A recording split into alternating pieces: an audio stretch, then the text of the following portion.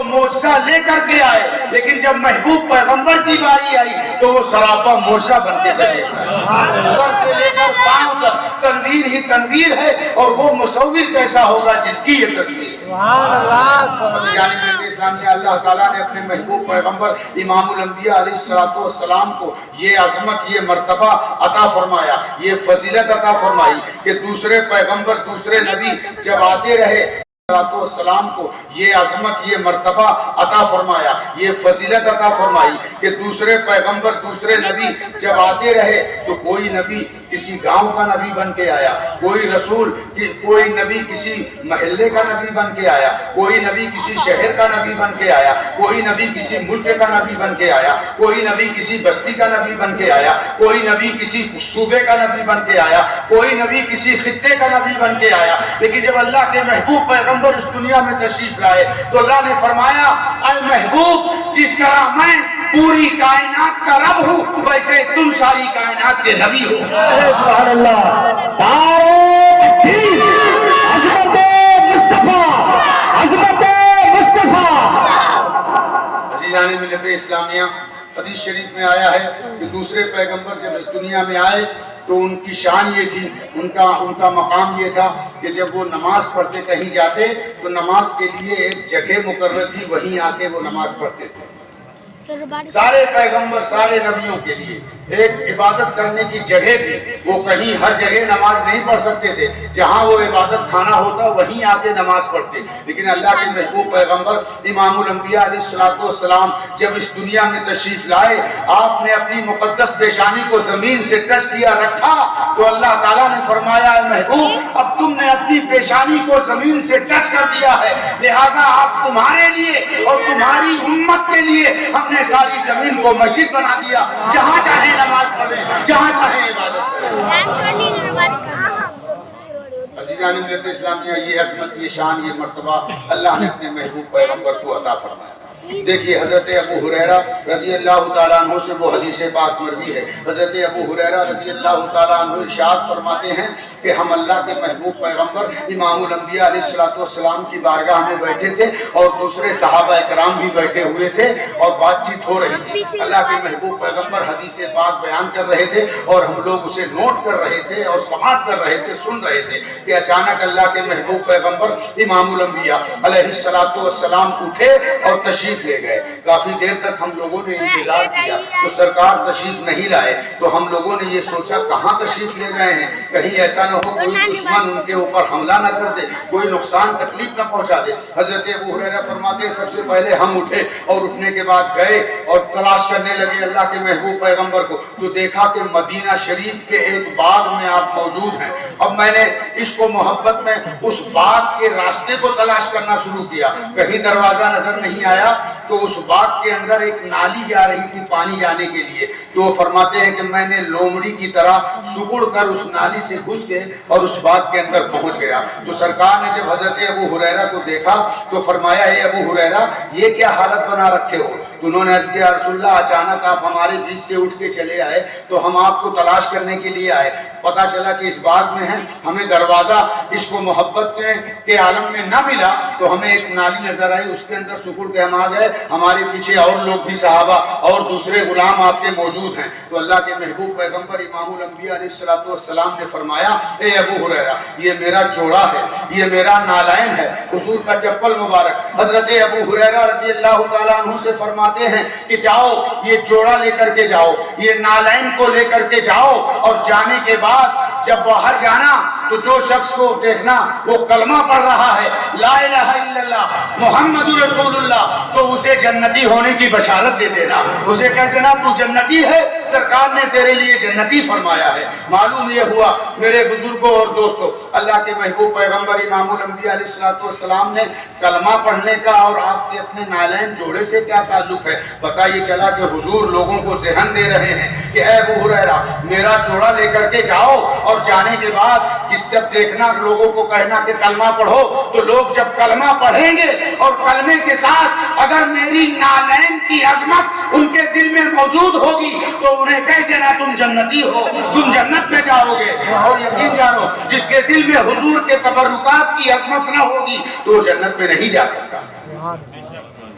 عزیزان ملت اسلامیہ، دیکھیے اللہ کے محبوب پیغمبر امام الانبیاء علیہ الصلوۃ نے اس کے علاوہ اور کتنی مرتبہ، ایک مرتبہ کا واقعہ ہے، اللہ کے محبوب پیغمبر امام الانبیاء علیہ الصلوۃ موجود تھے اور تمام صحابہ اکرام بھی موجود تھے، اس میں حضرت ابو ہریرہ اور اصحاب صفہ کے لوگ موجود تھے، اور اصحاب صفہ کے بارے میں آتا ہے کہ اس وقت کم سے کم 70 لوگ وہاں موجود تھے، اور ان کے کھانے پینے کا کچھ انتظام نہیں ہوتا تھا، جو ہدیہ آتا تھا اس کے ذریعے سے ان کا گزر بسر ہوا کرتا تھا، اور اللہ کے محبوب پیغمبر امام الانبیاء علیہ السلام کی بارگاہ میں وہ لوگ رہ کر کے فضیلت حاصل کرتے تھے، فیضان سے مالا مال ہوتے تھے، علم حاصل کرتے تھے، ان کا نہ کوئی گھر تھا، ان کے نہ کوئی بچے تھے، کوئی رشتہ دار نہیں تھا، کچھ نہیں تھا، اور وہ وہیں پہ رہتے تھے جنہیں اصحاب صفہ کہا جاتا ہے۔ ایک مرتبہ کا واقعہ ہے کہ اللہ کے محبوب پیغمبر امام الانبیاء علیہ السلام کی بارگاہ میں دودھ کا ایک پیالہ آیا ہدیے کے طور پہ، تو سرکار نے اسے ملاحظہ فرمایا، ابو ہریرہ کو بلایا اور بلانے کے بعد فرمایا، اے ابو ہریرہ اس دودھ کے پیالے کو لے جاؤ اور تمام صحابہ کو پلا دو۔ اللہ کے محبوب پیغمبر امام الانبیاء علیہ السلام نے اپنی انگلی مبارک اس دودھ کے اندر ڈالا، یا اپنا لعاب دہن اس دودھ کے اندر ڈالا، اور ڈالنے کے بعد فرمایا کہ جا کے لوگوں کو پلا دو۔ حضرت ابو ہریرہ بھی بھوکے تھے، تمام صحابہ اکرام بھی بھوکے تھے۔ حضرت ابو ہریرہ نے سوچا کہ مجھے پینے کا حکم نہیں دیا، دوسروں کو پینے کے لیے فرمایا ہے اللہ کے محبوب پیغمبر نے، لوگوں کو پلانا شروع کیا، ایک دوسرے کو دیتے گئے، خوب سیراب ہوتے گئے، خوب پیٹ بھر کے پیا۔ اب آخر میں جب حضرت ابو ہریرہ کی باری آئی، سرکار کی بارگاہ میں اس پیالے کو لے کر کے پہنچے، عرض کیا یا رسول اللہ یہ پیالہ آپ کی بارگاہ میں حاضر ہے، تو اللہ کے محبوب پیغمبر امام الانبیاء نے فرمایا اے ابو ہریرہ اب تم پی لو۔ حضرت ابو ہریرہ نے اسے پیا، پھر سرکار نے فرمایا اور پیو، اشرب یا ابا ہریرہ، اور پیو، اشرب یا ابا ہریرہ، اور پیو۔ اب اس کے بعد جب ابو ہریرہ پورا پیٹ بھر گیا ان کا، تو عرض کرتے ہیں یا رسول اللہ میرے پیٹ میں جگہ نہیں ہے، تو سرکار فرماتے ہیں مجھے لاؤ میں پیتا ہوں۔ تو لوگوں نے دیکھا کہ اس ایک پیالے کے اندر 70 صحابہ کرام نے بھی پیا اور اللہ کے محبوب پیغمبر نے بھی پیا، پھر بھی وہ دودھ ختم نہیں ہوا۔ اسی لیے تو اعلیٰ حضرت فرماتے ہیں کہ جناب ابو ہریرہ کیسا تھا وہ جام شیر جس سے 70 صاحبوں کا دودھ سے مفید ہے۔ ایسے ہی بے شمار چیزیں موجود ہیں۔ اللہ کے محبوب پیغمبر امام الانبیاء علیہ السلام کی بارگاہ میں ایک صحابی ہیں جن کا نام حضرت قتادہ رضی اللہ تعالیٰ عنہ ہے، وہ بیٹھے ہوئے تھے، حدیث پاک سن رہے تھے، سماعت کر رہے تھے، اللہ کے محبوب پیغمبر حدیث پاک بیان کر رہے تھے، کافی رات ہو گئی، حضرت قتادہ کو جب جانے کا حکم ہوا تو حضرت قتادہ نے عرض کیا یا رسول اللہ میرے پاس نہ ٹارچ ہے، نہ کوئی لائٹ ہے، نہ لالٹین ہے، اور راستہ دور ہے، اندھیری رات ہے، کیا کروں؟ تو اللہ کے محبوب پیغمبر امام الانبیاء علیہ السلام نے کھجور کی ایک ٹہنی کو، کھجور کی ایک شاخ کو دیا، اور دینے کے بعد فرمایا اے قتادہ لو اس کھجور کی شاخ لے لو، یہ 10 ہاتھ آگے 10 ہاتھ پیچھے اور 10 ہاتھ بائیں 10 ہاتھ دائیں تمہارے لیے روشنی کا کام کرے گی۔ حضرت قتادہ کھجور کی اس ٹہنی کو لے کر کے جب نکلے تو اس کے اندر اتنی روشنی پیدا ہو گئی کہ دوسری روشنی کی ضرورت ہی نہیں پڑی، اور اسی روشنی کے ذریعے سے وہ اندھیری رات میں اپنے گھر پہنچ گئے۔ سبحان اللہ۔ اللہ کے محبوب پیغمبر امام الانبیاء علیہ السلام کی شان ہے، آپ کا مرتبہ اور مقام ہے۔ درود پاک پڑھیں، اللہم صلی علی سیدنا مولانا محمد وبارک وسلم، صلی علیہ وسلم علیکہ یا رسول اللہ، صلاۃ و سلام علیکہ یا حبیب اللہ۔ عزیزان ملت اسلامیہ، اب بال مبارک، منہ مبارک کی عظمت دیکھیے، دو ایک حدیث پاک سن لیجئے، اس کے بعد اپنی گفتگو ختم کر دوں گا۔ درود پاک پڑھیں، اللہم صلی علی سیدنا مولانا محمد وبارک وسلم، صلو علیہ صلاۃ و سلام علیکہ یا رسول اللہ، صلاۃ و سلام علیکہ یا حبیب اللہ۔ ہم سیاہ کاروں پہ یا رب تپش محشر میں سائے فگن ہو تیرے پیارے کے پیارے گیسو، اور وہ کرم کی گھٹا گیسوئے مشک سا لکے ابر رحمت پہ لاکھوں سلام۔ بیمار تمہارا ہوں، دوا مانگ رہا ہوں، گیسوئے معمر کی ہوا مانگ رہا ہوں، اور بھینی بھینی خوشبو سے مہک جاتی ہیں گلیاں، واللہ کیسے خوشبو میں بسائے ہیں تمہارے گیسو۔ بھینی بھینی ہوا وجد میں ہے صبا، زندگی ہو گئی مشک بار، ان کے گیسو جو لہرا گئے، ان کے گیسو جو لہرا گئے۔ جانب ملت اسلامیہ، دیکھیے حدیث پاک سماعت فرمائیے، حضرت صدیق اکبر خلیفہ اول ہیں جو افضل البشر بعد الانبیاء کی تحقیق ہے۔ حضرت صدیق اکبر رضی اللہ تعالیٰ عنہ کا بیان ہے کہ اللہ کے محبوب پیغمبر امام الانبیاء علیہ السلام کا 2 بال مبارک انہیں مل گیا۔ اس کو ملا، حضرت صدیق اکبر کو 2 بال مبارک ملا، اور ملنے کے بعد اب انہوں نے اپنے گھر کے ایک کمرے کے اندر اس بال مبارک کو خوشبو میں بسایا، اور بسانے کے بعد اونچے مقام پہ رکھ دیا، درود و سلام کا نذرانہ پیش کیا اور چلنے لگے۔ جب گھر سے کمرے سے باہر نکلے تو آپ کے کانوں میں آواز آئی قرآن کی تلاوت کرنے کی، قرآن پڑھنے کی آواز آئی۔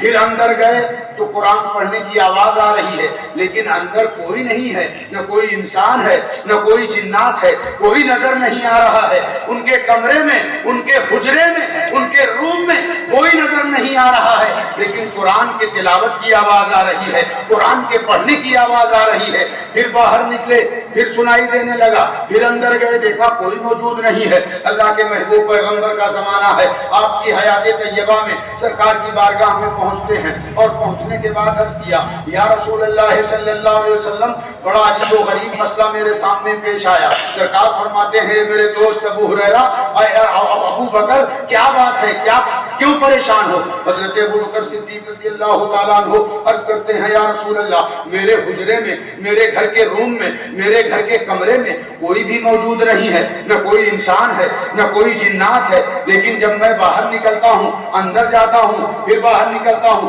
تو قرآن کی تلاوت کی آواز آ رہی ہے، قرآن کے پڑھنے کی آواز آ رہی ہے، کوئی قرآن پڑھ رہا ہے۔ اندر جا کے دیکھتا ہوں کوئی نظر نہیں آتا ہے، نہ کوئی انسان نظر آتا ہے، نہ کوئی جنات نظر آتا ہے۔ آخر یہ قرآن پڑھنے کی آواز کہاں سے آ رہی ہے؟ اللہ کے محبوب پیغمبر امام الانبیاء علیہ السلام ارشاد فرماتے ہیں اے ابو بکر، یہ تو بتاؤ تم نے اپنے کمرے میں کچھ رکھا ہے، تم نے اپنے گھر میں کچھ رکھا ہے، تم نے اپنے روم میں کچھ رکھا ہے؟ تو حضرت ابو بکر صدیق عرض کرتے ہیں یا رسول اللہ ہاں، میں نے اپنے کمرے میں کچھ رکھا ہے۔ سرکار فرماتے ہیں کیا رکھا ہے؟ حضور آپ کا بال مبارک مجھے ملا ہے، بال مبارک حاصل ہوا ہے، میں نے اسے خوشبو لگایا ہے اور اونچے مقام پہ اس کو رکھا ہے۔ اب جب سے رکھا ہے قرآن کی تلاوت کی آواز آ رہی ہے، قرآن کے پڑھنے کی آواز آ رہی ہے۔ تو اللہ کے محبوب پیغمبر امام الانبیاء علیہ السلام مسکراتے ہوئے ارشاد فرماتے ہیں اے ابو بکر، کیا تمہیں معلوم نہیں ہے کہ جہاں ہمارا بال ہوتا ہے،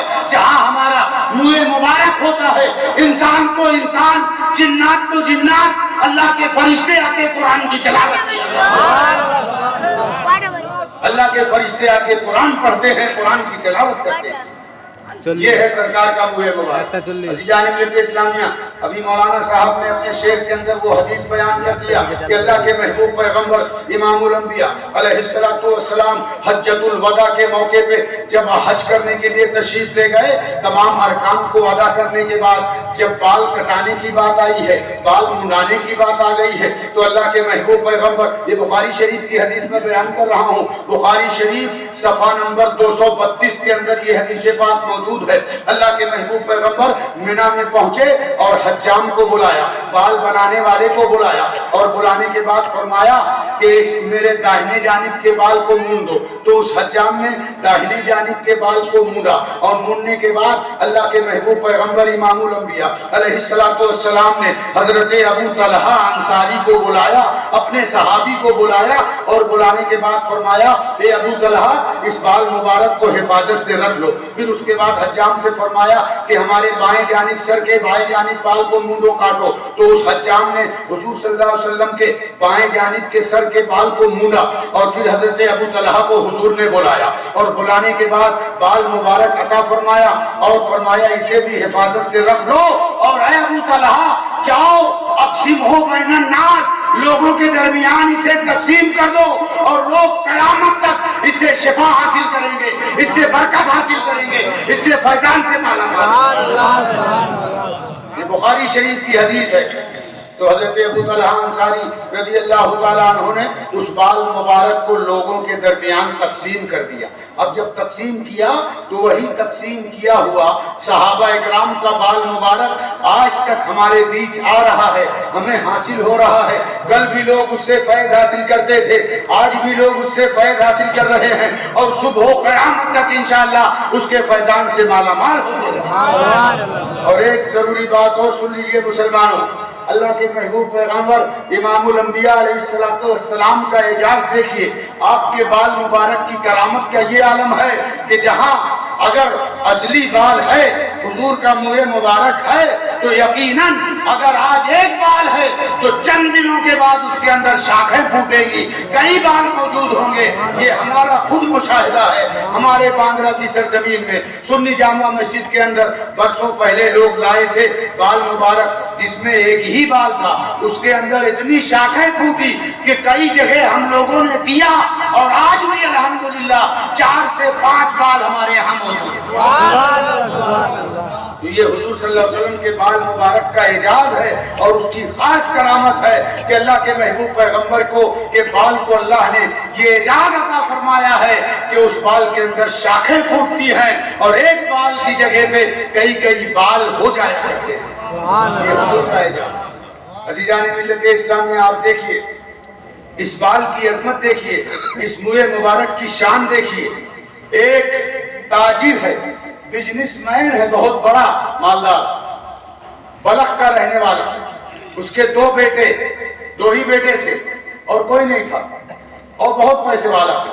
لیکن اس پیسے کے ساتھ ساتھ، مال و دولت کے ساتھ ساتھ، اس کے پاس حضور کے 3 بال مبارک تھے۔ کتنے؟ 3 بال مبارک تھے۔ 3 بال مبارک بڑی عظمت کے ساتھ، ادب و احترام کے ساتھ اس کو رکھے تھا، اور اس کی زیارت کرتا، اور اس کے فیضان سے مالا مال ہوتا، اور مال و دولت میں اضافہ ہوتا چلا گیا۔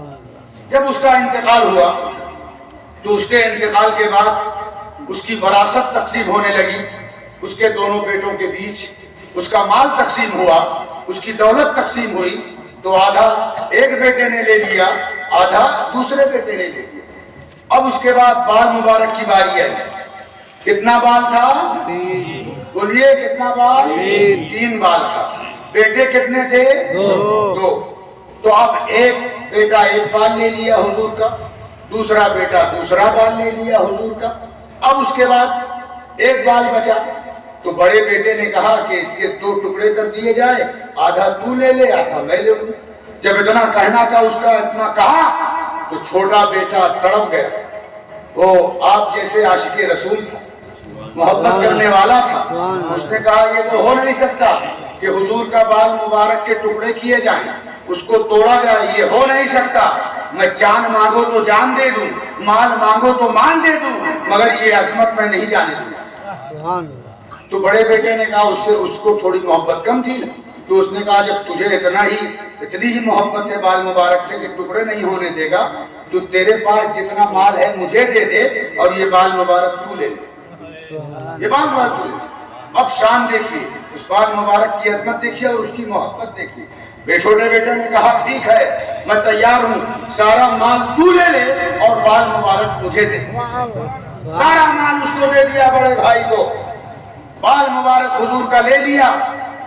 اب پورا مال وہ بڑا بھائی لیا، اور لینے کے بعد تھوڑا تھوڑا اس کے پاس کم ہوتا گیا۔ ایک دن ایسا آیا کہ اس کے پاس مال ختم ہو گیا۔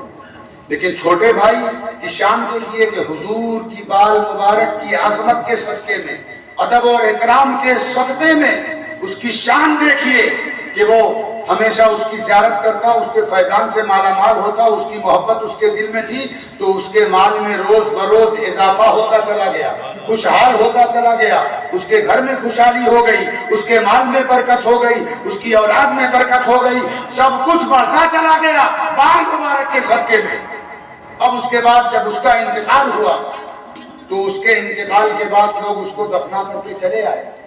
اب دفنا کے چلے تو اس زمانے میں اللہ کے ایک ولی تھے، اللہ کے ایک محبوب تھے، ولی تھے، ان کو بشارت ہوئی، اللہ کے محبوب پیغمبر کی زیارت سے مشرف ہوئے، اللہ کے محبوب پیغمبر کا دیدار ہوا۔ سرکار نے اسے بشارت میں فرمایا، اس ولی کو، اس نیک بندے کو، کہ لوگوں کو اگر پریشانی ہو लोगों की तकलीफ आए, कुछ परेशानी हो, बीमारी हो, मुसीबत आए, तो लोगों से कह दो, ऐलान कर दो कि उस मेरे आशिक के कब्र पर हाजिरी दे, और हाजिरी देने के बाद फातिहा पढ़े तो उसके मज़ार पर हाजिरी के सदके में अल्लाह ताला दुआओं को कबूल कर लेगा, बीमारियां दूर होंगी, अल्लाह ताला शिफा का फरमाएगा। तो उस बाल मुबारक का ये सदका हुआ कि उसके माल में भी इजाफा हो गया, और उसके इंतकाल के बाद उसके कब्र को अल्लाह ताला रहमत के फरिश्तों के लिए मज़ार बना दिया। इंसान को इंसान, जिन्नात को जिन्नात, अल्लाह के फरिश्ते उसकी मज़ार पर हाजिरी देने लगे। ये बाल का सदका है, ये मुँह मुबारक का सदका। इसीलिए तो हम कहते हैं बीमार तुम्हारा हूँ, दवा मांग रहा हूँ, कि सूए मुअम्मर की हवा मांग रहा हूँ, धीमी खुशबू से महक जाती है गलियां, वल्लाह कैसे खुशबू में बसाए हैं तुम्हारे। अजीजानी मिलके इस्लामिया, अभी मौलाना साहब ने वो शेर पढ़ा, उस शेर के अंदर वो हदीस शरीफ भी। एक सहाबी थे जिनका नाम खालिद बिन वलीद, उनको सैफुल्लाह कहा गया। अल्लाह की तलवार थे वो, यकीनन वो अल्लाह की तलवार थे। उन्होंने अपनी जिंदगी में कभी हार नहीं मानी, और जिस जग में जाते थे अल्लाह ताला उन्हें फतेह मुबीन अता फरमाया। और उन्होंने ये दुआ किया था कि मैं अल्लाह की राह में शहीद हो जाऊं, लेकिन शहादत उनके नसीब में नहीं थी, और जो है अपनी मौत से अपने उसमें इंतकाल हुआ उनका। बहरहाल हज़रत सैयदना खालिद बिन वलीद रज़ी अल्लाह ताला अन्हो की शान ये है, मर्तबा और मकाम ये है कि उनके पास जो टोपी थी, जिसको टोपी को वो पहनते थे, उस टोपी के अंदर हुजूर का बाल मुबारक रखे थे। हुजूर का बाल उस टोपी के अंदर मौजूद था, और उस टोपी को लगा के जब जाते तो उस बाल के सदके में अल्लाह ताला उन्हें फतेह मुबीन अता फरमाता। एक मर्तबा का वाकया है, जंग में गए, मुकाबला हो रहा था दुश्मनों से, तो एक नस्तूर नामी पहलवान, बहुत बड़ा पहलवान था और बहुत जंगबाज था, जंग में बहुत अच्छा लड़ता था, तलवारें चलाता था, सब कुछ करता था, दुश्मन था, उससे मुकाबला हो रहा था।